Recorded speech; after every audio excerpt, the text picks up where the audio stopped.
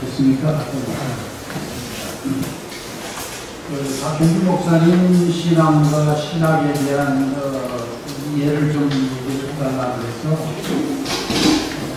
그냥 박형규 목사님을 한번 생각하면서 여러분들이 또 앞으로 그분의 자서전도 또 그분에 관련된 많은 분들의 책을 읽을 거기 때문에 전체적인 흐름, 이해하는 게 흐름으로 한번 얘기하는 게 좋겠다. 그래서 계획 형식으로 자료를 만들었습니다.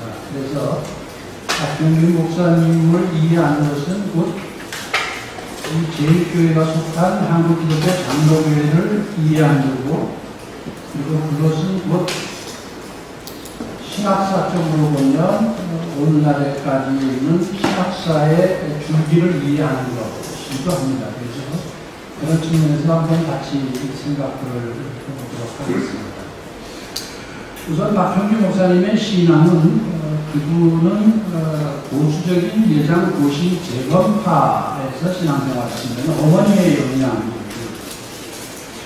예장 고시 재건파라고 하는 것은 철저히 신사 첨배를 도모하는, 그리고 신학사적으로는 정통주의 신학에 속한 교단입니다.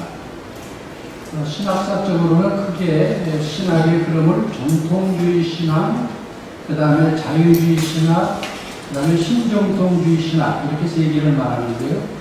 정통주의라고 하는 것은 근대 계몽주의 이전에 신학과 신앙의 흐름인데, 그것은 인간의 세계에는 전적으로 어떤 가능성이 없고 신은 절대 타자로서의 초월자이고 그 초월자에 의해서만 인간은 구원의 가능성을 가지고 있다는 철저히 그런 의미에서 영육간의 이원론이고 현세와 내세의 이원론이고 교회와 사회의 이원론이고 이런 영혼 구원이고 개인 구원이고 이런 것들이 정통주의다.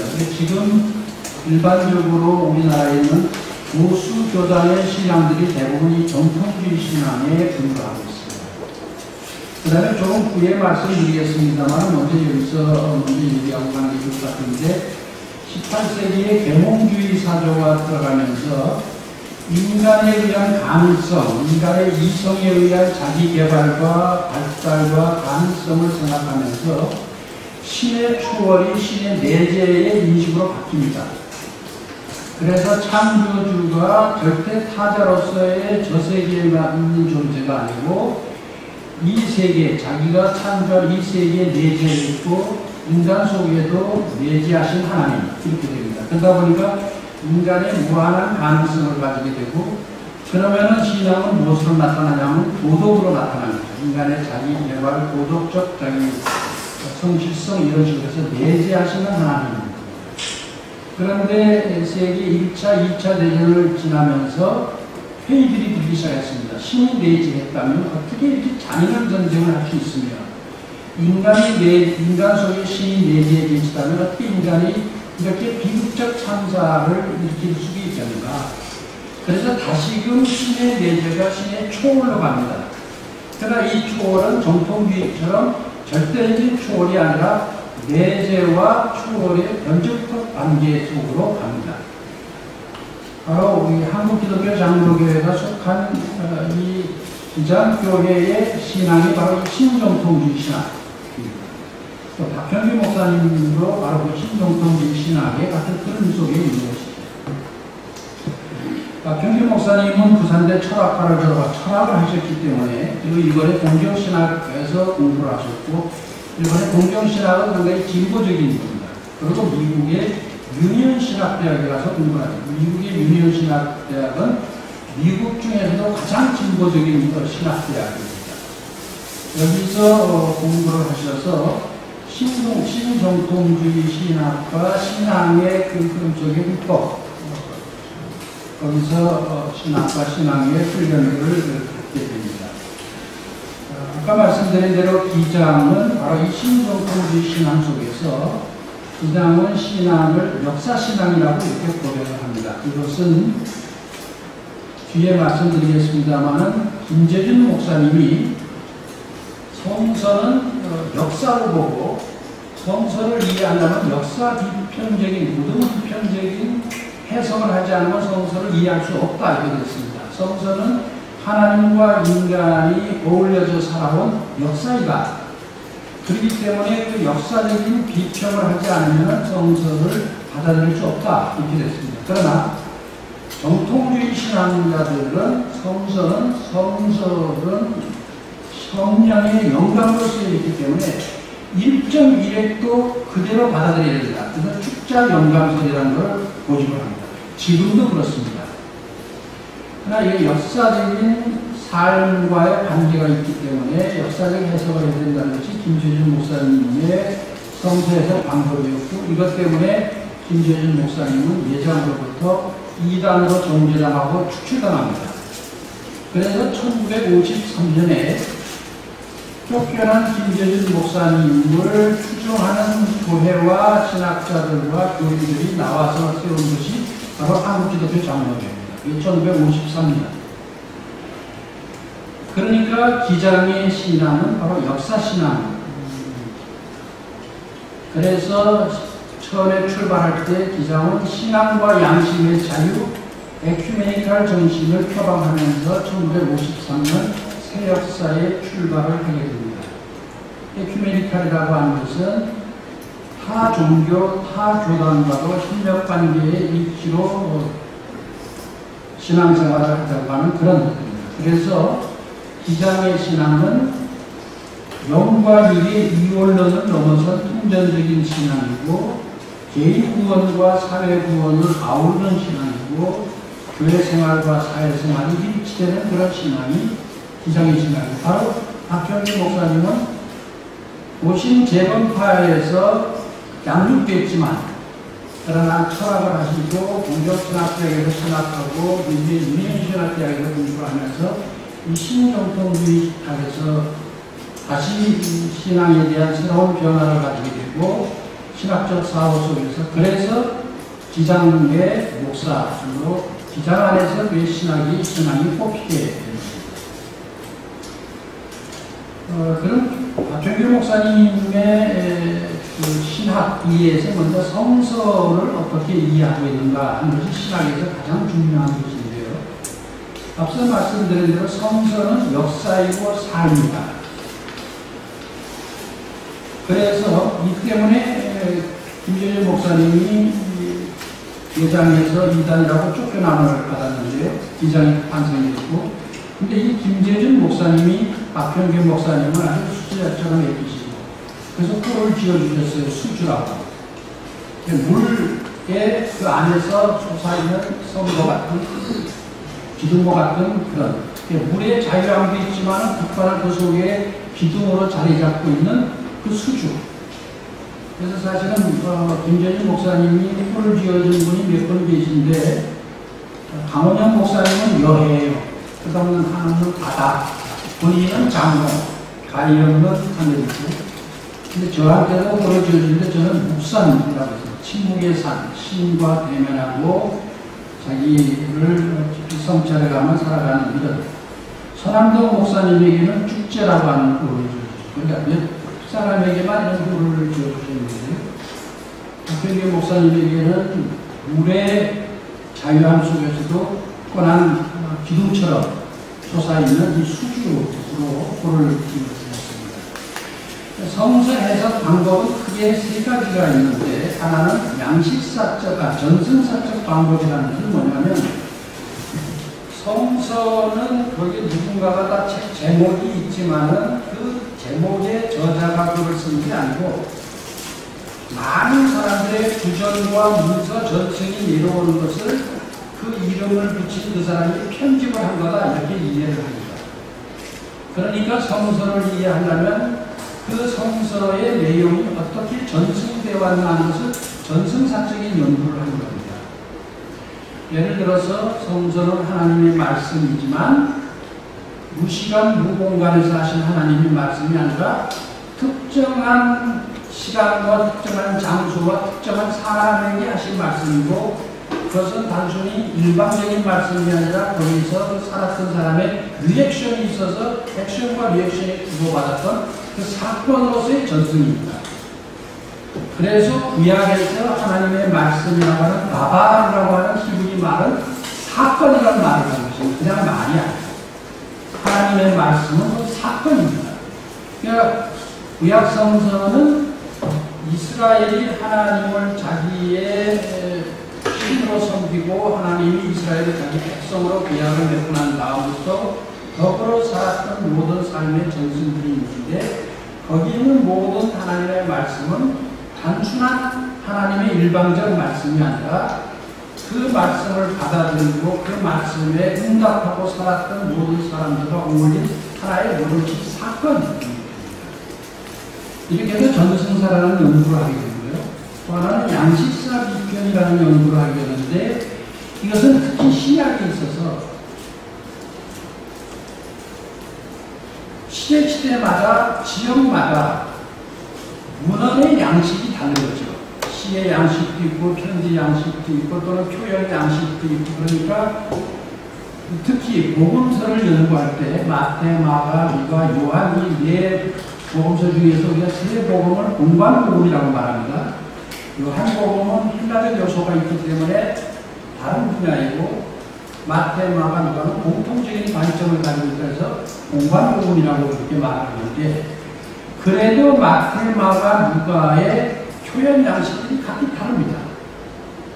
같은 예수님이 말씀을 했는데 그것을 받아들인 사람이 그건 왜 그러냐? 마태의 삶의 자리와 마가의 삶의 자리와 루가의 삶의 자리가 전승을 받아들인 사람들의 삶의 자리들이 다르기 때문에 그들의 삶의 양식으로 표현했기 때문에 그렇다 했습니다.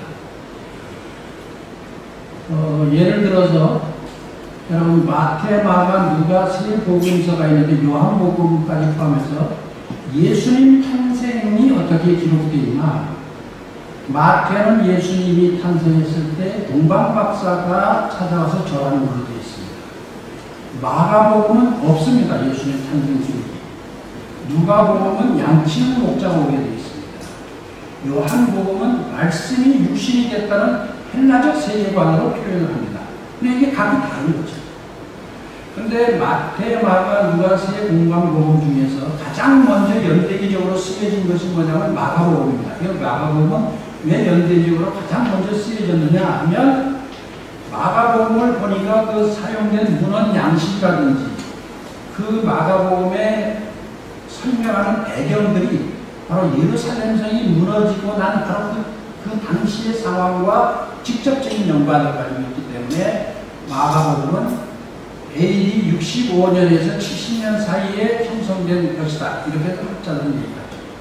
그 다음에 마태와 누가는 그 이후에 1세기, 100년, 105년 그 어간에 이렇게 완성됐다. 이렇게 보게 됩니다. 그 다음에 이제 편집사라고 하는 것은 마태, 마가, 누가, 요한 이렇게 있는데 이것이 이 복음서를 기록한 사람의 이름이 아니고 이 사람이 마태라는 사람이 그 전승의 모든 것과 이 양식을 편집했다 해서 편저자라고 말합니다. 한문적으로는. 그러니까 여러분이 마태, 마가, 누가를 보시면 똑같은 예수님의 이야기가 여기는 있고 여기는 빠지고 저기는 먼저 나오고 여기는 뒤에 나오고 그러면서도 서로 다릅니다. 그래서 왜냐하면 마태의 편집적 신학 마가의 편집적 신학, 누가의 편집적 신학이 완전히 다릅니다. 그렇다. 이런까지를 전부 분석해서 보는 겁니다. 그러니까 이게 사실은 신학적으로 보면 이런 분석을 하지만 이것은 일반적으로 보면 문학사의 연구에서 문학 비평에서도 이런 양식사, 전승사, 편집사의 연구를 다 합니다. 일반 학문에서도 어떻게 보면 신학 쪽에서 더 철저히 이런 양식적인 비판을 하게 됩니다. 그런데 이런 비평들을 하는 것을 사실은 기장의 한신인 데서는 하지만 예수교 장로에서는 이렇게 철저하게 이렇게 하지 않습니다. 아까도 말씀드린 대로 신정동 신앙까지는 광담신학이 받아들이지만 그래도 이것을 신앙으로 해석해야지 이렇게 문헌적으로 학문적으로 비평한다는 것은 아직도 용납하지 않고 있습니다. 이게 차이가 있는 거죠. 그 다음에 이제 박형규 목사님의 이런 배경 속에서 신학을 이해해 보면 제일 중요한 것이 뭐냐면 하나님의 선교 신학이라는 겁니다. 하나님의 선교 신학은 한국 기독교 장로회, 우리 지혜교회가 속한 기장의 신학이기도 합니다. 1952년 2차 대전이 끝난 이후 독일의 빌링겐에서 제1차 세계 선교대회가 열립니다. 이때 이 선교대회는 세계 각국에서 선교사로 나왔던 사람들이 전부 와서 선교대회를 하면서 선교의 목적이 뭐냐를 아주 성찰하는 겁니다. 왜냐하면 2차 대전 속에서 교회가 이 전쟁을 끝내기 위해서 노력한 것보다는 여기서 각기 격파력으로 자기 세력을 확장시키기 위해서 경쟁들을 했거든요. 또 어떻게 보면 자기 편에서 승리하기 위해서 자기 편에 기도를 했거든요. 그러다 보니까 2차전 끝난 후에 이것이 일종의 선교대회에서 어마어마한 비대 대회였습니다. 우리가 도대체 무엇 때문에 선교했느냐 하다 보니까 선교의 목적이 뭐냐 하는 데서 선교의 주체는 하나님이다. 하나님의 미션이 바로 선교인데 그 미션은 하나님의 구원의 일인데 그것은 바로 하나님의 사랑과 정의의 실천이다. 그러면 선교의 주체는 하나님이고 교회는 그 도구여야 되는데 교회가 선교의 주체가 돼가지고 선교를 교회 확장과 기독교 확장으로 수단으로 썼다. 그것이 전쟁의 비극을 만들어냈고 이 소위 말하는 기독교 분열과 전쟁을 계속하겠다 해서 선교의 주체는 하나님이고 선교의 목적은 하나님의 구원 사건, 사랑과 정의의 실현이다라고 정립한 것이 하나님의 선교 신학입니다. 이것이 게오르고 비체톰이라는 사람이 하나님의 선교라는 책을 썼습니다. 그 다음에 이것이 이뤄서 1960년대에 와서 초에 WCC에서 하나님의 선교 신학을 WCC의 신학으로 받아들이고 여기에 신학적 정립을 한 사람이 호켄다이크라고 하는 사람입니다. 이 호켄다이크라고 하는 사람이 쓴 이 책은 다 우리말로도 번역이 되어 있는데 하나님의 선교라는 책도 번역이 되어 있습니다만 교회라고 하는 것은 타자를 위한 교회가 Church for Others. 메시아는 자기를 위한 존재가 아니라 인간을 구원하고 세상을 구원하기 위한 Church for Others와 마찬가지로 메사이아 for Others이기 때문에 교회는 자기를 위해 존재해서는 안 된다. 교회는 타자를 위해서 존재해야 된다. 그러기 위해서는 교회는 자기 폐쇄적 교회주의를 넘어서서 Church inside out 세상으로 터져나가서 현장의 교회로 나가야 된다. 그래서 모이는 교회가 있으면 반대로 흩어지는 교회가 있어야 된다. 그래서 모이는 교회와 흩어지는 교회 이렇게 됩니다. 우리가 지금 교회 생활하는 것은 모이는 교회입니다. 근데 이게 모이는 것만 강조하죠, 교회는. 아니, 흩어져서 세상 속에서 자기 삶에서 하나님의 구원 역사의 증언자로서 사랑과 정의를 실천해 나가야 되는 것이 하나님의 선교신학입니다.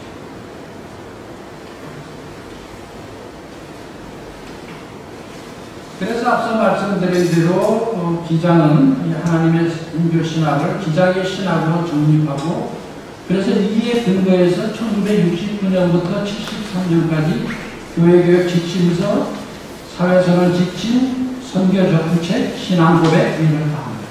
그러니까 기장이 60년대 말부터 가장 사회 참여적으로 민주화 투쟁이라든지 민주운동이라든지 평화통일운동을 한 것은 단순한 사회적 운동을 하는 것이 아니라 바로 이 하나님의 선교신학에 근거해서 교육적으로, 사회선언적으로, 선교적으로, 신앙고백적으로 한 여기에 근거해서 한 겁니다. 그래서 기장의 이 민주화운동과 평화통일의 운동을 세계교회가 굉장히 높이 평가합니다. 이게 단순히 운동을 하는 것이 아니라 사회운동을 하는 것이 아니라 자기 신학적 고백 위해서 자기 선교적인 목적 위해서 이루어진 것이다 라고 보았기 때문입니다. 그래서 기장은 전도라는 말에서 선교라는 말로 패러다임을 바꿉니다. 1950년대까지는 농촌 전도, 그 다음에 산업 전도, 이렇게 해서 교회를 확장시키는 전도에서, 아니, 이제는 인간의 사랑과 정의를 구현하는 하나님의 그런 역사를 진행나가는 선교로 패러다임이 되면서 농촌 선교, 노동자 선교, 산업 선교 많이 바뀌게 되죠. 그래서 기장 안에 있는 남진도에도 선교회, 여신도의 선교들, 아직도 예장은 다 여전도회, 전도회, 선교회로 바꾼 것은 기장.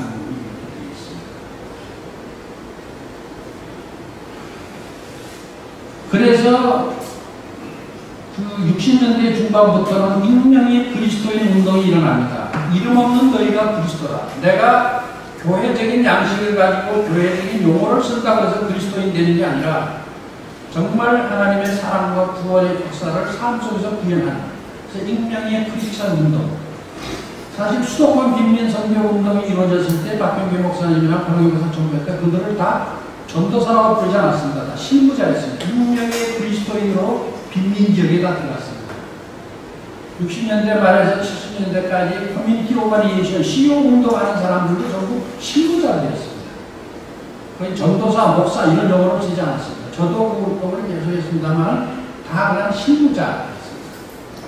제가 청계천에 들어가서 활동하고 있는데 오늘 빈민 한 분이 거기 사는 주민이 나보고 저기에 교회가 하나 들어왔어요. 그러더라고요. 그래서 교회라는 것을 드러내고 일하지 않는데 누가 들어왔나 하고 가보니까 김진호 목사가 들어왔어요. 전도사. 그래서 내가 십자가 하나 딱 걸어놓고 성기절 손 끝에 가서 예장은 교회라는 걸 내세우고 기장은 거기서 교회라고 하는 걸 하지 않았어요. 그러다가 후에 나중에 이제 이규상 목사님이나 사랑방교회 후에 이제 교회 이름을 붙인 것은 하도 경찰에 탄압이 심하니까 교회라는 울타리가 필요해서 그런 거지. 처음에는 익명의 크리스천 운동이었습니다.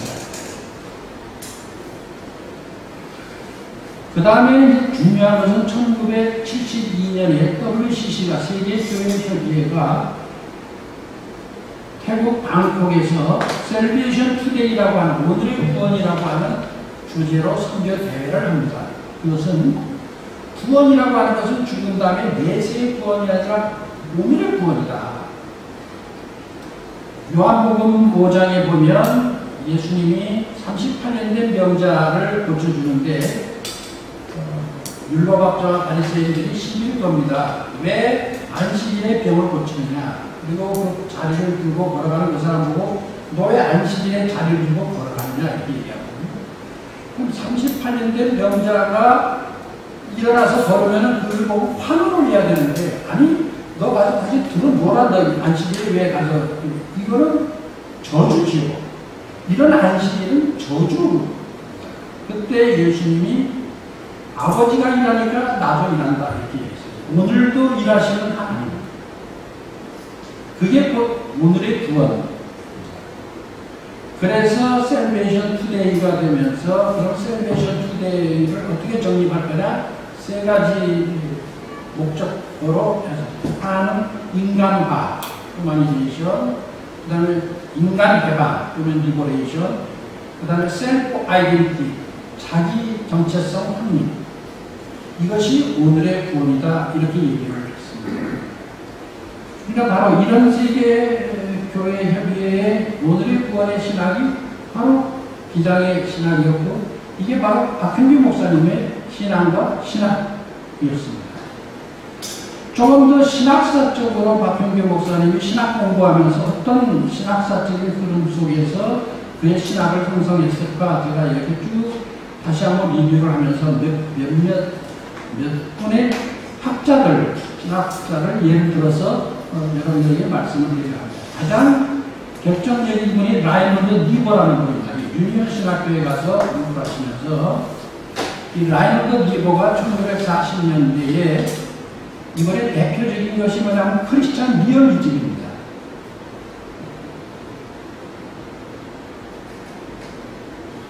아까 말씀드린 대로 18세기까지는 기독교가 정통주의였다가 19세기로 계몽주의로 넘어들면서 신의 내재를 하는 자유주의로 갔다가 다시 2차 대전을 거치면서 신정통주의로 신의 내재와 출근의 변증관계로 있는데 1940년대, 50년대의 라이너의 리버는 바로 자유주의를 비판하면서 신이 내재했다면 어떻게 이렇게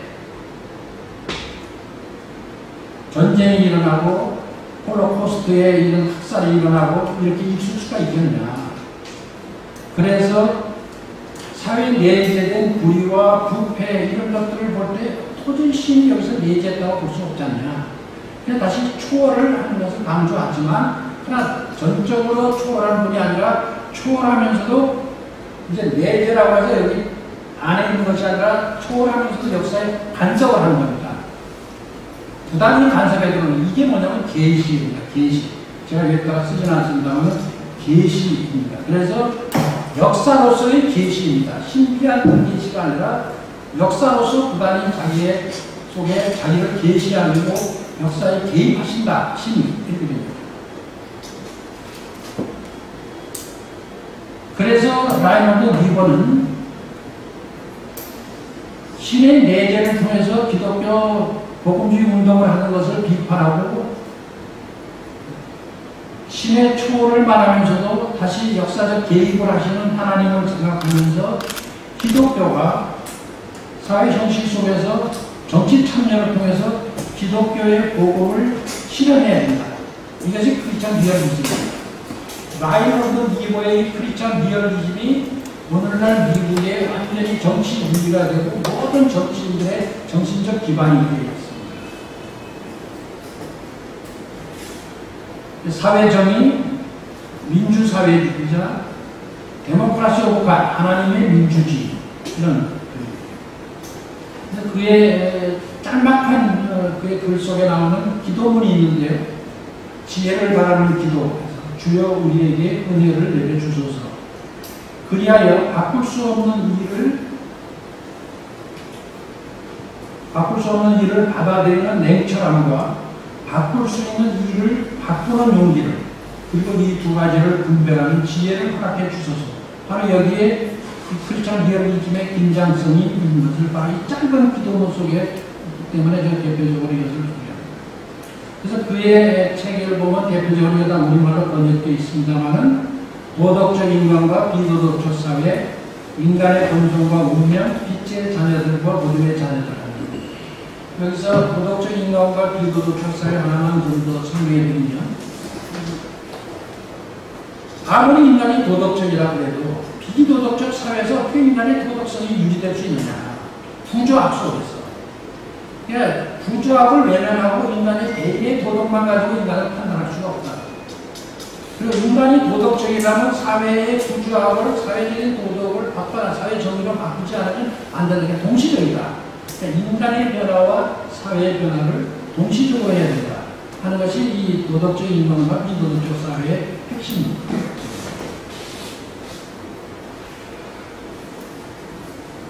그 다음에 라이너드 리버 다음에 본헤퍼의 비종교와 신학인데요. 본헤퍼에는 우리가 많이들 알려져 있습니다만은 1960년대가 되면서 2차 대전에 이게 본헤퍼가 암사단에 가입하고 했습니다만은 본격적으로 본헤퍼의 비종교와 신학이 논의되면서 1960년대부터 그것은 이제 현대 인간들이 이성도 발달했고 자연과학도 발달했고 했기 때문에 과거에는 신의 영역이라고 했던 것이 전부 이제는 인간이 장악한 영역으로 왔습니다. 예를 들면 번개가치입니다. 그러면 옛날에는 신이 노예에 따라서 신에게 비는 제사를 드렸지만 이제는 피레침이 있으면 신의 영역이 없어지는 거예요. 그러니까 인간의 이성적 발달과 과학의 발달에 의해서 신은 점점 과거의 중세기부터 근대에 났던 신은 점점 인간의 세계로부터 밀려납니다. 그래서 저 지구 끝에 겨우 발끝으로 대롱대롱 매달리고 있는 것 같은 신. 이런 신, 이것은 종교가 된 신이다. 도리어 기독교의 하나님은 슈퍼파워의 존재가 아니라 십자가에 달린 하나님으로 가장 나약한 존재로서 인간을 부르지 않은 우리가 믿고 있는 하나님은 인간을 희생 제물로 받고 인간을 지배하는 신이 아니라 인간을 살리기 위해 자기가 죽는 신이에요. 이런 신은 기독교 신밖에 없어요. 인류 역사상 수많은 종교가 있고 그 종교 속에 많은 신들이 있지만 모든 신은 다 인간을 지배하고 인간의 희생 제물을 받는 신이지만 인간을 위해 죽는 신은 우리가 믿고 있는 야훼 하나님밖에 없는 겁니다. 도리어 인간에 의해서 나약하기조차 합니다. 그래서 예수가 무기력하게 십자가에 매달려 죽는 겁니다. 그래서 조롱을 하면서 네가 정말 하나님의 아들이거든 너 그래서 내려와봐라. 근데 만약에 그때 예수님이 봐라 하고 기적처럼 내려왔으면 이거 아니었을 거예요. 그런데 그대로 수치를 당하고 죽고 그 죽임 당하는 현장에서도 침묵하는 하나님. 바로 우리가 이 하나님을 발견하지 않으면 종교화된 하나님의 신앙으로 우리가 살아갈 수는 없다. 이게 보네토의 그래서 비종교화를 하자. 모든 종교라는 것은 인간의 개인적인 위복이나 개인적인 욕구를 충족시키기 위한 수단이 되지 않습니까? 또 제도 종교가 되면 종교적인 의식이 신앙의 본질을 훼손하죠. 교리라든지 예배 의식이라든지 뭐 등등의 그것이 본질적인 신앙을 훼손하기 때문에 제도화된 종교의 이 틀을 벗고 기독교 복음에 불려져요. 그래서 이것은 몰트만이라는 사람은 복음의 정치적 해석한 경우가 안 됐습니다. 기독교의 비종교화를 몰트만은 복음의 정치적 해석이라고 했습니다. 예를 들면 우리는 십자가를 예수님의 십자가를 종교적으로 보고 그걸 보면 고난을 받고 여기도 보면 눈물도 흘리지만 이 십자가는 그냥 십자가가 아니라 정치범 처형 틀입니다. 예수는 정치범으로 처형됐습니다. 그 당시 그지 않고는 군대의 종교적인 신의 모독죄는 돌로 쳐 죽임을 당했어요. 정치범으로 죽은 예수님이에요. 그런데 정치범으로 죽은 예수를 목걸이하고 배지 달고 이렇게 하고 나는 십자가를 지고 간다. 이거는 철저하게 비정치로하고 종교화시킨 것이죠. 그래서 모든 복음은 그 당시에 유대와 로마의 식민지 하에서 철저하게 사회 정치적으로 순환당하고 가난한 사람들의 현실 속에서 갈등하고 싸웠던 그것이 생생하게 살아있는데 무슨 종교적으로 다 슬쩍 모아서 십자가의 고난 하면 눈물을 쭉 흘리고 고난 주간되면 그냥 감상적으로 고난에 빠져들어가고 이렇게 되는 그래서 기독교 신앙이 없다. 그래서 정치적 해석이라는 게 일부러 정치적인 의도로 해석하지 않는 게 아니라 그때 정치, 경제, 사회적인 상황 속에서 이 복음을 있는 그대로 앓게 된다. 이런 해석이었습니다. 사실 독일 교회는 히틀러를 99%가 지지를 했습니다. 왜냐하면 게르만 민족주의에 의해서 게르만이 타민족에 의해서 많이 억압당하고 빼앗기고 당하기 때문에 히틀러에 대해서 절대적인 충성을 맹세하고 있거든요. 그럴 때 이 보네포를 중심한 1%의 니몰로 목사를 또 대표적으로 하는 보네포 니몰로 목사 이분들이 아니다 하고 하면서 새로운 고백 신앙을 하고서 고백교회 운동이라는 것을 하게 되는데 이것 때문에 2000년 이후에 독일 교회가 다시 살아나는 것이죠. 이때 보네포는 히틀러 암살단에 가입을 합니다. 그가 암살단에 가입하면서 하는 그 목중서신에 이렇게 있습니다. 사람들로 가득 찬 거리에서 자동차를 몰아대는 미치광이에게 희생당한 사람들을 돌보는 것도 나의 할 일이지만 내 모든 힘을 다해 운전 그 자체를 멈추게 하는 것도 내가 할 일이다. 그래서 그를 운전투에서 내려와야 되겠다 해서 암살단에 가입합니다. 이거를 아이러니컬하게도 전방원 목사가 이걸 인용해가지고 태극기 부대의 규모를 손대서 내가 깜짝 놀랐어요. 제 양반이 보네포를 알아? 이렇게 하고 내가 그랬는데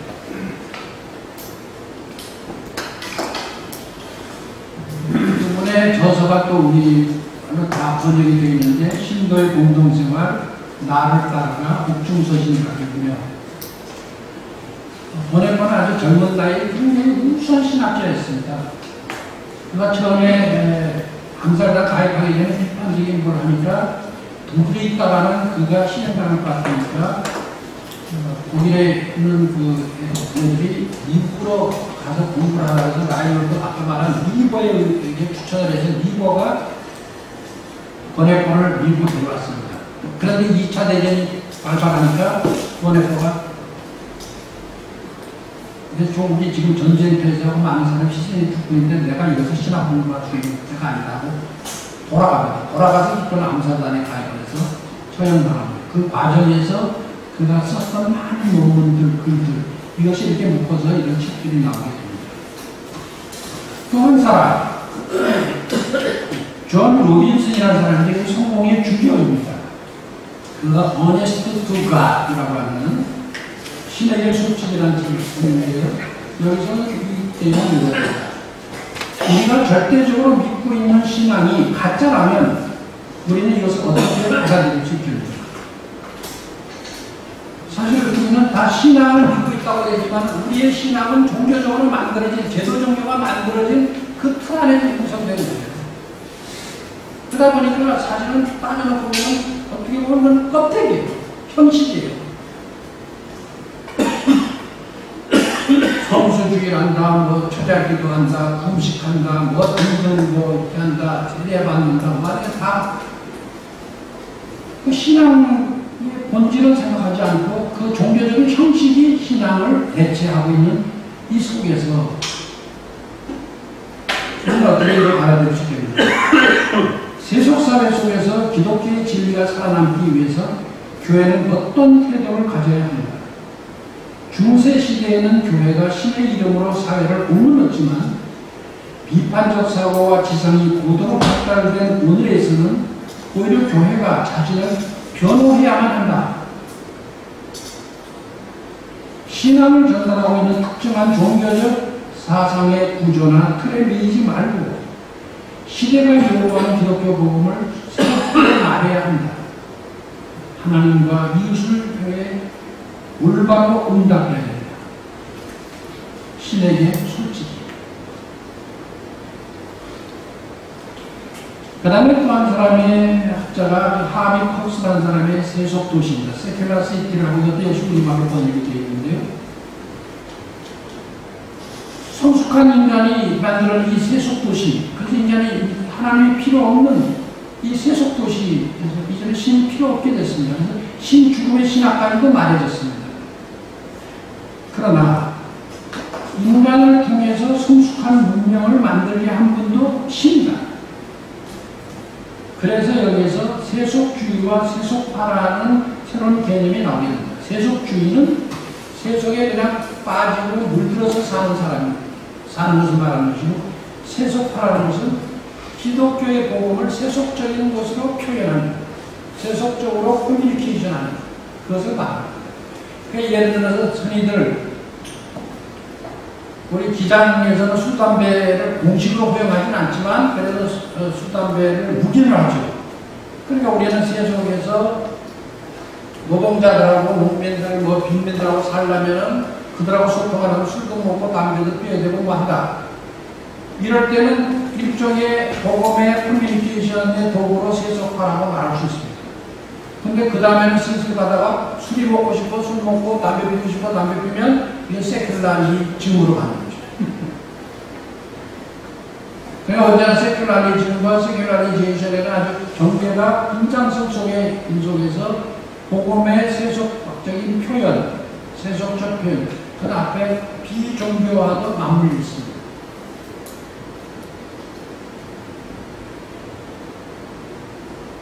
그 다음에 이제 박현주 목사님을 이해하려고 할 때 결정적으로 또 하나 생각해야 될 것은 기독교와 공산주의 문제입니다.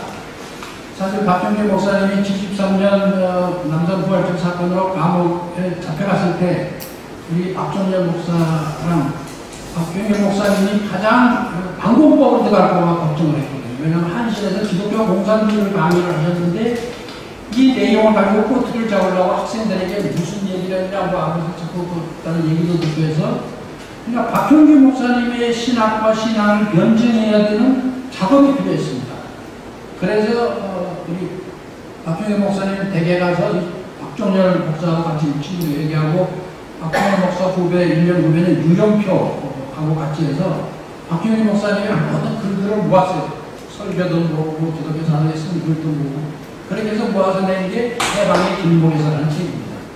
2달 동안 우리가 작업을 해가지고, 거기서 해방의 길목에서라는 책을 냈죠. 거기서 기독교와 공산주의는 역사적으로 보면 기독교 사회주의라고 하는 것을 말하기 시작한 것은 잉글랜드 성공의 사제들이 사회주의의 기독교화를 주장하면서부터 나타나기 시작을 했습니다. 그들은 빈부의 격차 문제를 해결하고, 특별히 마태복음 20장 1절에서 16절에 있는 포도원 주인과 품삯 비유, 여러분들 이 내용 혹시 아시는 분인데, 포도원 주인이 아침 9시에 일찍 가서 품삯들을, 노동자들을 비워옵니다. 그 다음에 나가보니까 또 놀고 있는 사람이 있어요. 너 왜 노냐? 너는 일해라. 또 와요. 그리고 맨 마지막에 일하기, 마지막 끝나기 1시간 전까지 가서 또 노는 사람이니까 일할 데가 없고 나를 써줄 사람이 없습니다. 그럼 너도 와라. 그리고는 나중에 품삯을 줄 때 한 대나리 음식을 똑같이 줍니다. 그러니까 먼저 온 사람이 왜 나는 아침 일찍부터 와서 지금까지 일했는데 저 사람 맨 마지막에 와서 1시간밖에 안 했는데 똑같이 주냐. 그래서 이게 내 주인의 뜻이다. 성서로서 이렇게 말합니다만은 바로 여기에서 능력법이라고 필요한 만큼 쓴다. 라고 소위 말하는 사회주의 슬로건이 나오는 거죠. 그러니까 이미 성서 안에는 이것이 기독교 사회주의의 텍스트가 되고 중심 사상들로 정리 시작했습니다. 그런데 사실은 그보다 더 기독교는 출발부터가 학문적으로는 원시 기독교 공산사회라고 하는 말을 씁니다만 출발 자체가 공산사회예요. 그럼 사도행전 2장과 4장에 보시면 성령이 임하니까 각기 전 세계적으로 흩어져서 다른 나라 말을 하던 사람이 전부 의사소통이 되는 거예요. 다른 말을 하는 사람이 의사소통이 되고 자기 수유로 하지 않고 다 내놓으니까 모두가 공동생활하다 보니까 가난한 사람이 한 사람도 없더라. 여기서 교회가 탄생되는 겁니다. 그래서 이거를 기독교 공산사회라고 하거든요. 초기 공산사회. 그러니까 사실 기독교 복음은 소통과 향유예요. 소통과 공유, 향유가 기독교 복음의 핵심이죠. 소통 못하면 복음이 아니에요. 향유를 안 하면 가난한 사람들이 이걸 향유를 안 하는 것도 복음이 아닌 거죠. 그래서 기독교, 원시 기독교 공산사회. 이것이 이제 중세기로 내려오면서 사실은 기독교가 로마의 국교 공인된 이후에 로마의 귀족 종교가 되다 보니까 로마 귀족에 맞는 제도로서의 교회가 발전합니다. 사실 오늘 우리의 교회도 로마의 귀족교회의 제도 속에 우리도 있습니다. 그러니까 이 제도교회가 자기네들 틀안에 맞지 않는 것을 이단이라고 쫓아냈어요. 이 이단은 뭐냐면 다 가난한 농민들, 가난한 빈민들이 살아왔던 예수 무리들이었어요. 그래서 한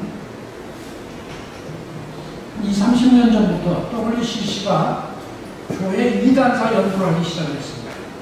교회 이단 운동이 훨씬 더 복음적인, 종교적인 양식으로서는 다르지만 예수의 진정한 복음을 살려고 했던 사람들, 그것이 제도교회보다는 이단 속에 그 생명이 연연히 흐르고 있다라고 봤던 겁니다. 그 중에 대표적인 것이 토마스 뮌처의 종교개혁입니다. 토마스 뮌처는 루터보다 한 2년 후배인데요.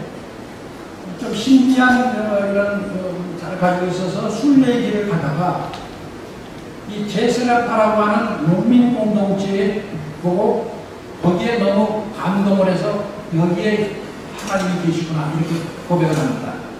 근데 이 제세라파라고 하는 것은 아나베프티스트인데 이유는 뭐냐면 유아 세례를 인정하지 않는다요. 유아 세례를 인정하지 않는 것은 두 가지인데 하나는 여러분 유아 세례는 세습입니다. 그러니까 기독교가 공인된 다음에는 세례받지 않는 사람은 시민권을 행사할 수 없어요. 로마의 시민권을. 교인을 행사할 수 없거든요. 세례받아야죠. 그러니까 그 당시에 세례를 받으려면 2년, 3년 세례 학습을 해야만 들어갑니다. 여러분 지금 캐톨릭에서 미사를 드리지 않습니까? 이 미사는 개신교의 예배하고 다릅니다. 미사는 뭐냐? 영성체를 받는 거예요. 당론이 중심이 아니고. 근데 영성체를 받으려면 세례를 받아야 돼요. 세례 교인이 아니면 미사에 참여할 수 없어요. 미사에 참여할 수 없으면 사회적 권리가 다 박탈돼요. 직업도 못 가지고 신분도 없고 죽어도 교회 무덤에 못 묻혀요. 그런데 이들이 부모가 세례를 받았으니까 부모 세례 받은 사람은 아이도 세례 받는다 하고 유아 세례 제도를 만든 거죠.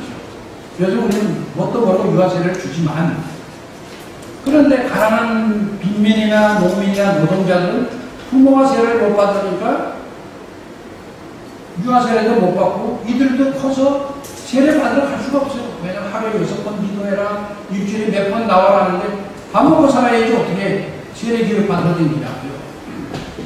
그러니까 이 세례가 완전히 사회적 빈부와 계급을 구분시키는 제도였어요. 사실은 세례 교육을 철저히 해야 된다고 좋게만 생각하지만 그렇지 않습니다. 그러니까 이 제세례파들은 어릴 때 이 세습적으로 받은 세례는 용납할 수가 없다. 성인이 돼서 자기가 자기 고백으로 세례를 받아야 하는 거고. 또 하나는 이 제세례파가 이단이기 때문에 엄청난 박해를 받고 고난을 받으니까 박해와 고난을 이겨내려면 자기가 성인으로서 신앙 고백하고 세례받지 않으면 안 된다. 이런 의미에서 제세례파인데 기존의 교회에서는 이들은 유아세례를 인정하지 않는 세례를 다시 받으라니까 아나베프티스트라고 해서 이단이라고 했거든요. 근데 민주는 여기가 진정한 예수 공동체라서 이 입장에서 종교개혁을 시작합니다. 그래서 황제와 교황의 모든 재산을 몰수해서 가난한 사람들에게 다 나눠주자 이렇게 됩니다. 그런데 그때 동시에 루터도 종교개혁을 하죠.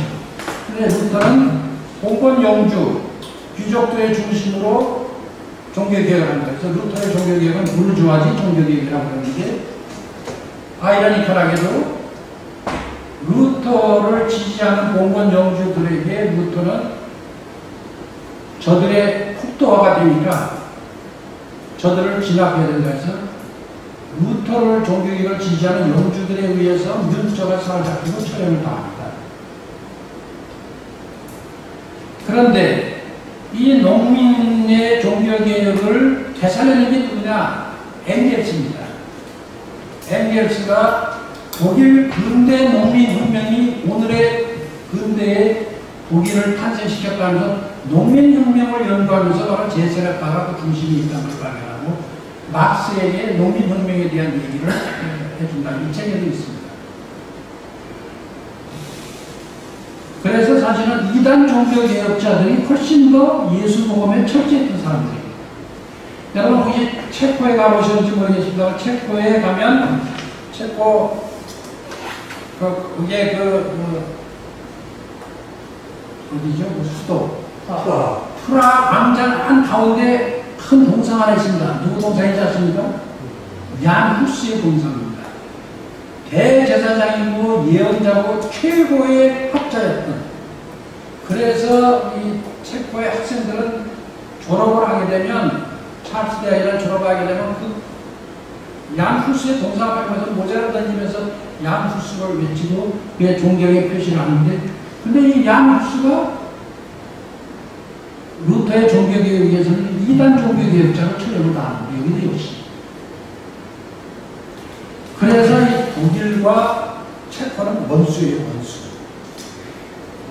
독일에 의해서 체코의 모든 귀족들이 다 전부 학살당했습니다. 그래서 프라하 광장에는 그들이 처형당해서 무체했다고 했고, 아이러니컬하게도 그 그 월드컵 했지 않습니까?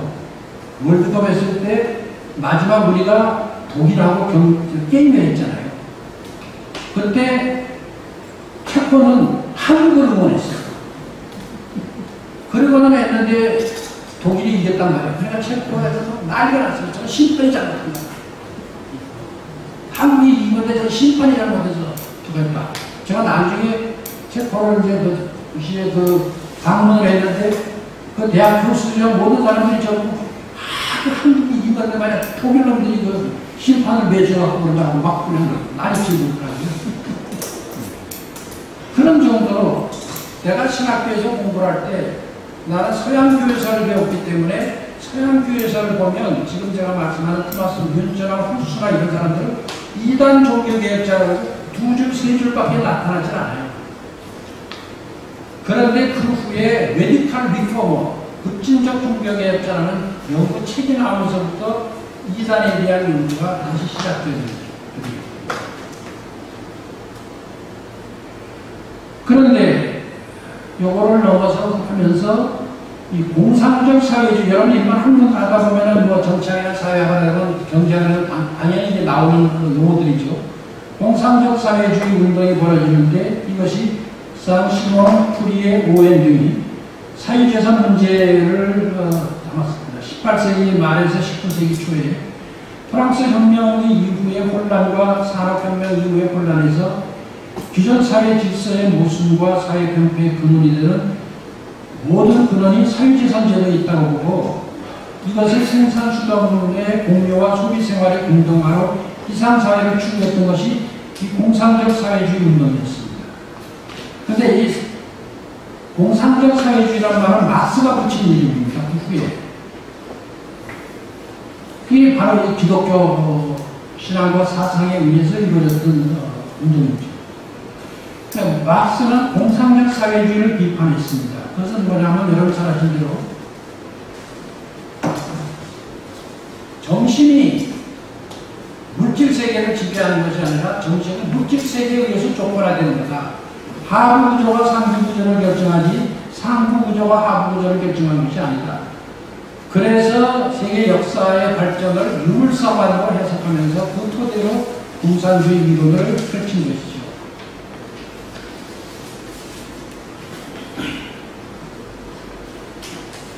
그런데 이런 공산주의와는 달리 기독교 사회주의는 유럽의 신학 속에서는 계속 면면이 살아있었고 유럽의 모든 신학에서는 공산주의와 기독교의 대화, 기독교 사회주의 연구를 계속해왔습니다.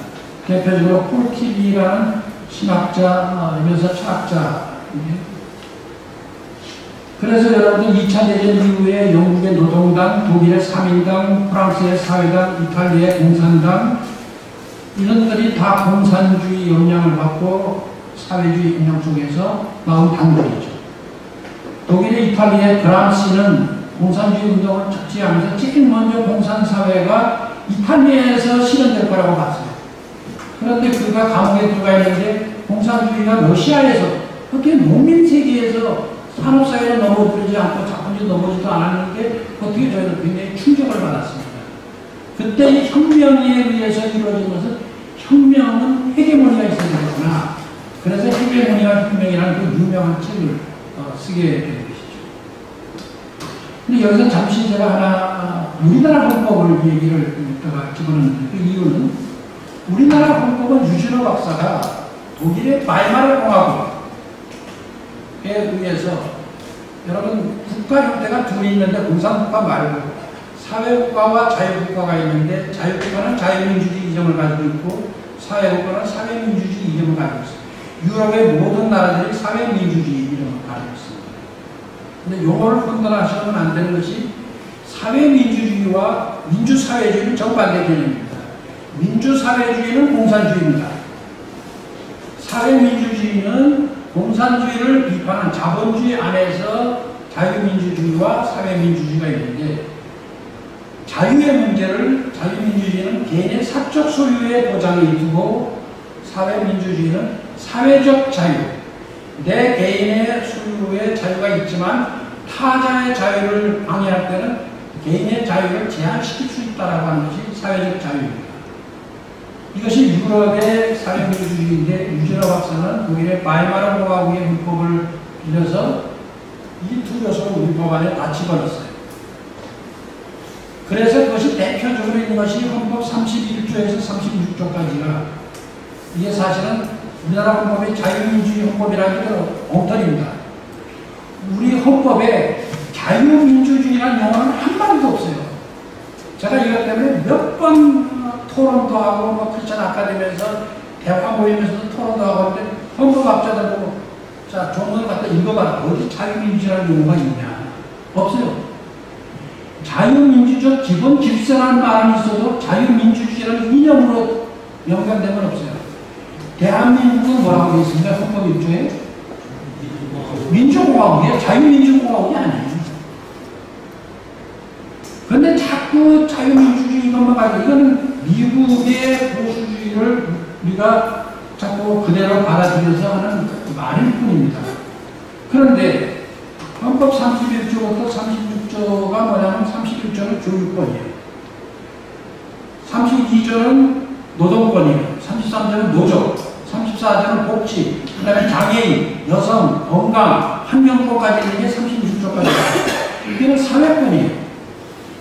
제가 처음에 민정수석에 들어가서 우리나라의 4대 사회보험을 만들었거든요. 조금씩 부분적으로 있더라도 전면 실천했던 것이 의료보험, 연금, 고용보험, 산재보험을 했어요. 사회보험이라는 말을 쓰는 것은 이 법이 있기 때문에 가능했어요. 미국은 불가능해요. 미국은 그래서 의료보험이 없어요. 사보험, 개인보험은 있어도 사회보험을 못합니다. 그때 이 4대 사회보험의 기반을 만들었기 때문에 지금 코로나에 우리가 이만큼 대처할 수 있는 것은 그게 의미있어요. 또 하나, 여러분 우리나라에서 개발, 도로가 날 때도 공익적으로 도로를 하면 집도 수용하고 땅도 수용해요.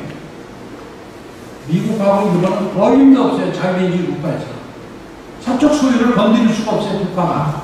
그럼 엄청난 보상을 해주고 이걸 가져와야 돼요. 우리처럼 재개발, 개발해가지고 또 집도 수용하고 막 해가지고 마음대로 이게 뭐 있을 수가 없어요. 근데 우리는 마음대로 개발, 재개발하고 다 뺏어오잖아요. 그러니까 그것을 이용할 때는 사회민주주의 국가에는 우리 헌법을 이용하고 정치적으로는 자유민주주의라고 탄압을 하고 이런 이율배반적 구조를 가지고 있는 게 우리의 보수 정권입니다. 근데 사실 진보주의자들도 이 이념에 대한 것을 제대로 파악을 하고 있지는 않아요. 왔다 갔다 하는 거죠. 이때는 이렇게 써보고 저때는 저렇게 써보고. 헌법 87년에 개정된 119조 2항에 경제민주화 조항이 들어갔다 한 건데 공공의 이익을 위해서 개인의 사적 소유와 경제활동을 제한할 수 있다는 것이 헌법 119조 2항인데 그것은 사실은 제헌헌법 84조에 이미 있었던 겁니다. 근데 그것을 19조 2항으로 바꿔놔서 도저히 약화된 법이죠. 이것은. 제헌헌법 84조에는 그렇게 해야 한다라고 명문이 되어 있는데 여기는 할 수 있다라고 되어 있어요. 그러니까 우리나라의 헌법에 대해서도 헌법을 제대로 공부를 안 하는 거예요. 그래서 제가 요만한 손바닥에 헌법책 여러 걸 만들어갖고 하는 사람들이 나눠줘요. 여러분 제발 헌법책을 좀 읽어보십시오. 그 당시에 이것을 다 할 수 있던 것은 국민기초생활보장제라든지 그 당시에 다 국민대중 정부에서 할 수 있던 것은 정치적으로 한 게 아니라 지금 헌법 조항을 들이대고 그 당시 한나라당을 설득해서 했던 것들이거든요. 그래서 우리는 사회민주주의적인 유럽의 전통 속에 있고 이것은 기독교 전통 속에 있는 것입니다. 박형규 목사님의 신앙은 바로 이런 신학사 속에서 이런 정신 속에서 있었던 거다. 그러니까 박형규 목사님이 개인적으로 뭐해서 국민운동하고 노동운동하나 이런 게 아니라 이미 기장의 신앙은 박형규 목사님의 신앙은 복음으로서 그 일을 한 거예요. 정치적 행위로 민중운동을 한 것이 아니라 또 정치적 행위를 위해서 현실 참여를 한 것이 아니라 그 다음에 이제 뭐 그럭저럭 박형규 목사님하고 가장 가까웠던 신학자들 하면 바로 이 신학의 동지들이 운동한 박사님, 해방신학, 민중교육, 생명공동체 신학을 이 윤동환 박사님이 뒤늦게 45이나 뒤늦게 미국 부인하고 결혼했는데 목사님이 절대로 반대했거든요. 문재인 목사님이. 그 문재인 목사님을 설득해가지고 결혼을 성사시키고 들러리 선분이 박형규 목사님이에요. 그 다음에 안경호 박사님은 역사로서의 성서, 그리고 민중신학, 그 다음에 현영학 박사는 예수 탈춤의 민중신학이죠. 수도권 빈민 선교할 때 현영학 박사님이 청계천 가서 가다가 거기에 있는 몸을 파는 여인들이 서로 손님 하나를 두고 머리통이 끄집고 내 손님이나 네 손님이라고 싸우는 걸 보면서 그냥 정말 오장육부가 다 뒤틀리는 것 같은 그 충격을 받고서 돌아오면서 내가 무슨 신학을 했냐, 내가 기독교 윤리학자로서 도대체 내가 어떻게 지금까지 살아갔냐를 통렬하게 자기 성찰합니다. 내가 머리로서만 신학을 했구나. 오장육부로서 신학을 하자면 안 되겠구나. 그리고는 이제 그런 속에서 이 민민들 민족 속에서 예수 탈춤 속에서 해악을 하고 자기를 부화시키는, 그래서 현학 선생은 예수 탈춤의 신학을 발전시킵니다. 유동식 선생은 풍류도 신학, 박형규 목사님이 풍류도의 뒤에서 아닙니까? 춤도 추고 운동도 운동도 하고 하는 것이 풍류도라고 하는 것은 단순한 멋과 그런 형식이 아니라 그것도 이게 화랑도에서부터 비롯된 건데 그것이 바로 돌을 닦는 하나의 방법이고 그것이 정신세계이고 그래서 그것으로부터 뿌리를 찾아서 유동식 박사는 풍류도 신학이라는 것을 발전시켰는데요. 바로 이런 맥락 속에서 박형규 목사님의 신앙과 신학이 구성되어 있고 바로 그것이 제1교회를 통해서 수도권 빈민 선교를 통해서 우리 사회 곳곳에 예수님의 사랑이, 그분의 사랑이 필요한 곳에 피어나는 것이 바로 그런 것이다. 이렇게 말씀드릴 수 있겠습니다. 그래서 박형규 목사님의 자유와 품, 그분은 참 자유한 분이고 품이 넓은 분이었는데 그것은 예수 그리스도와 같이 예수 그리스도의 자유는 자기를 위한 자유가 아니라 타자를 위한 자유였고 타자를 위한 자유에서 자신의 자유를 다시 공유하고 박형규 목사님의 자유는 자기가 놀기 위해서 노는 자유가 아니라 타자를 위한 자유 속에서 자기가 승화되는 자유. 또 예수 그리스도의 마음에서 아무 조건 없이 모두를 품는 품, 소용, 반영과 능력감, 그 품의 박형규 목사님, 그 자유의 박형규 목사님을 다시 생각하면서 오늘 이 말씀을 드립니다. 경청해 주셔서 고맙습니다.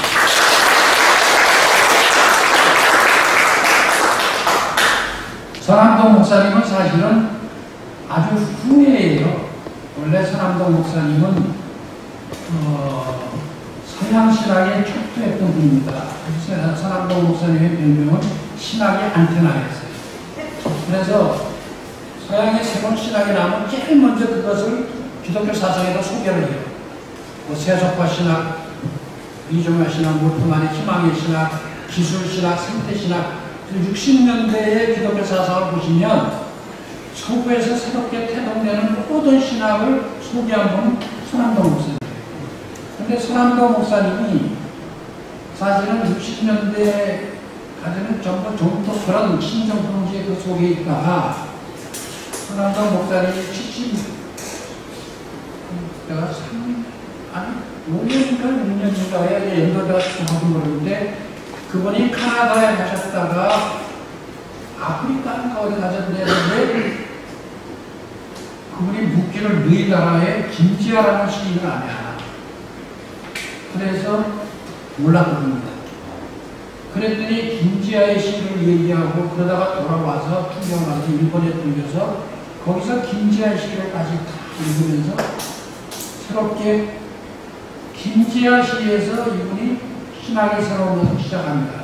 그러니까 민중신학이라는 것은 수도권 빈민선교의 그 현장에서부터 태동된 건데 거기서 신학자들을 불러서 신학 강의실에서가 아니고 이들의 현장에서 예수가 누군지 여기에 복음이 뭔지를 말해보시고 이렇게 해서 운동한 그 현영학 이게 다 불러다가 여기서 한 거거든요. 근데 그때는 서남동 목사님 거의 조인하지 않았어요. 근데 이분이 김지아의 시를 보고 대표적으로 김지아의 시에 육혈파라는 시가 있습니다. 육혈파라는 시는 육혈파가 적을 해서 쐈는데 그 맞은 사람의 피가 흘러가지고 쏜 사람까지 다 뒤집어서 다시 그냥 그야말로 부활과 속죄의 이 시의 그 충격을 김한도 목사님이 보고서 김지아의 소위 잔일단, 당시 해가지고 가져와서 그래서 서남도 목사님이 75년부터 민중신학에 조인을 하기 시작합니다. 그래서 그가 성서는 성서와 민중의 이야기가 둘이 결합된 거다. 그래서 그분은 한 걸음 더 나가서 성서가 텍스트가 아니라 민중의 삶의 이야기가 텍스트고 성서가 콘텍스트다. 이렇게까지 얘기했어요. 그래서 서남도 목사님의 민중신학이 75년 이후에 이렇게 됐고 그 후에 이제 박형희 목사님하고 교류가 있었는데 그러니까 박형희 목사님은 신학을 형성하는 과정에서 서남도 목사님은 초기에는 없었던 거죠. 그래서 내가 여기서 언급을 안 했던 건데 나중에 같이 다 물론 선교교회관에서 전부 민중신학으로 민중운동 전부 다 했으면 거기서 다 이루어진 것들입니다. 지금 WCC는 여전히 같은 흐름인데요. 굉장히 약화되어 있죠. 왜냐하면 제일 결정적인 것은 WCC의 모든 재원을 내는 것이 독일교회였습니다. 독일교회는 국가교회이기 때문에 이 독일 국민들이 자기가 기독교인이라고 해서 일종의 종교세를 내는 거죠. 그걸 내면 교회는 그것을 받아다가 국가는 그걸 받아다가 교회에다가 주는 거죠. 그래서 그걸 통해서 독일 교회가 엄청난 일을 많이 했습니다. 동서독의 통일에서도 독일 교회가 그 돈으로 소위 동방정책이라고 하는 게 핵심은 독일 교회가 있는 것이고 또 독일 교회가 우리나라에 많이 지원했던 것도 민족운동도 그 EZ라는 거기서 다 EMS, EZ 여기서 WCC를 지원해서 세계교회가 힘을 가졌는데 독일 교회가 약화되고 이것이 점점 줄어들면서 WCC가 돈이 없어졌어요. 그리고 전 세계적으로 지금 모두 교회들이 보수화되면서 미국의 진보적인 교회들도 다 축소되고 줄어들게 되고 이러다 보니까 WCC가 매우 약화되어 있죠. 그래서 지금 그 예전과 같은 왕성한 그런 의미의 역할을 못하고 있는 거죠. 그러나 신학적인 입장은 여전히 똑같은 분야를 가지고 있습니다. 그게 아이러니지만 종교라고 하는 것이 위복적임이라고 하는 복음주의가 위복적임을 가지고 있게 내가 헌금 많이 내고 열심히 교회 다니면 내가 복받고 출세하고 더 많은 돈도 생기고 그래서 그런 신앙으로 자꾸 하는 데는 교회가 커지죠. 많이 몰려가. 그럴 수밖에 없죠. 그러나 사회적인 책임을 지고 이웃을 나눠라 민족운동하다가 붙잡혀 들어가고 자기 희생 안 되고 사람이라는 게 그렇게 쉬운 일이 아니잖아요. 그러다 보니까 이것은 진정한 신념과 신앙 속에서 떠나겠다는 그러니까 여기는 그것이 소수일밖에 없어요. 그러니까 역사 속에서도 구약에서도 그래서 남은 자 사상이라는 게 있습니다. 결국은 소수의 남은 자들이 진정한 그 불토유와 그 정신을 이어가는 그런데 여기는 뭐 수천 명, 수십만 명이 있으면 뭐합니까? 그건 전부 자기 위복적인 이기적 집단이잖아요. 그러니까 거기는 그걸 위해서 또 돈 내면 100만 원 내면 100만 원 축복한다. 그러니까 100만 원 내죠. 그런 돈들은 뭐하고 그 다음에 또 전도하자. 그러면 뭐 전도비도 내고 그러니까 이기적인 인간의 이기적 욕망과 종교가 결합돼서 이루어지는 것들이기 때문에 그런데 그것도 한계가 있는 거죠. 그래서 이미 이제는 사회가 교회를 비판하고 그렇게 이기적인 집단화된 교회를 이제는 비판도 하고 교회가 그래서 교인들이 차츰 줄어들고 뭐 이러잖아요. 그러니까 종교적 이기주의 때문에 그렇게 된 거니까 그것을 인간의 이기적 욕망과 결부된 종교, 기독교, 그것하고는 우리의 신앙과는 좀 구분해서 봐야 되겠죠. 그렇죠. 그래서 종교개혁이라는 것은 한 번 이루어지는 게 아니고 리포밍 처치라고 해요. 계속해서 개혁해가는 교회. 리포밍 처치가 아니고 개혁, 완성된 개혁교회가 아니고 개혁해가는 교회, 리포밍 처치 이렇게 얘기하죠. 그게 이제 사실은 고민일 겁니다. 다른 사람에게 고민이 아니고 나 자신에게도 고민이 되는데 우리가 투쟁을 할 때의 열기와 투쟁의 대상이 없을 때 내 스스로의 그것을 사람으로 실천해야 되는 열기가 온도차가 있는 거죠. 그래서 그런 거 그러니까 제일교회가 쫓겨나서 여기 중부경찰서 앞에 거리 예배 볼 때 저는 상당한 기 같은 곳에서 설교도 하고 그랬는데 그때는 뭐 비가 오거나 뭐 눈이 오거나 엄동설하는 거 다 나가서 그 지킵니다. 그때는 정말 열기가 있었어요. 이게 우리 신앙을 지키는 거다 했는데 이제 그 문제가 해결되니까 대상이 없어지니까 근데 그것은 사실은 보다 더 적극적인 아직도 사회 정의의 과제도 있고 아직도 우리가 이웃과 나눠야 되는 사랑의 과제도 있는데 그것으로 더 적극적으로 펼쳐나가지 못하기 때문에 그런 뿐이죠. 여전히 우리에게는 복음의 과제가 있는 거죠.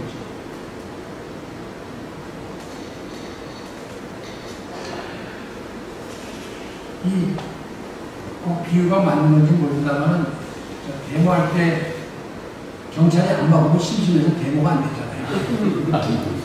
와가 이제 열수고 악수고 막 펼쳐나가는 식으로 교회는 탄압을 받을 때 열이 나서 그냥 열심히 하고 선교대회 하자 뭐 교회를 지키자 그러는데 대상이 없어지고 나니까 그다음에 안 나가잖아요.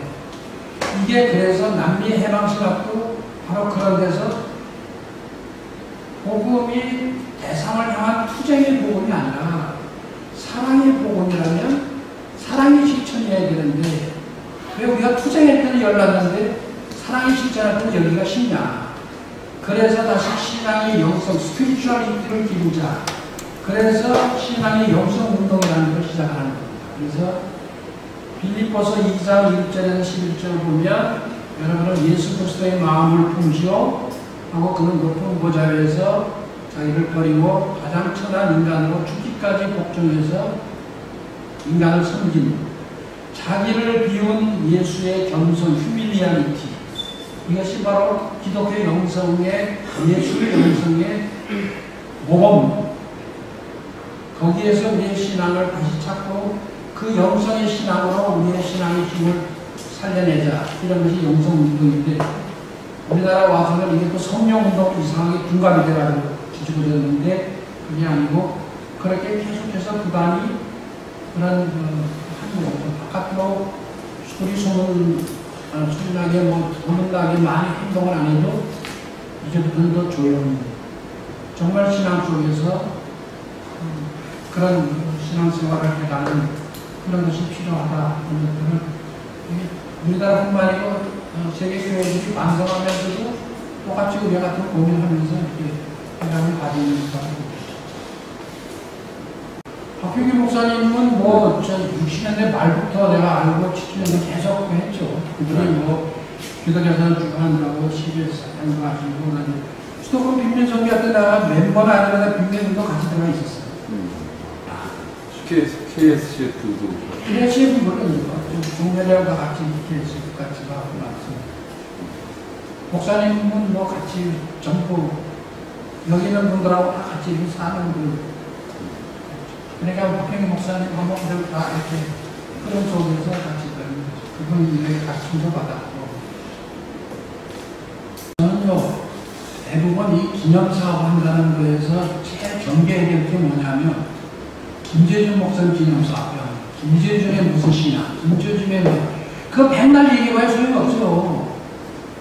그런 속에서 그분이 정말 이렇게 살았고, 이렇게 목회했으면, 지금 우리가 그것을 펼쳐나가는 얘기를 하는 거죠.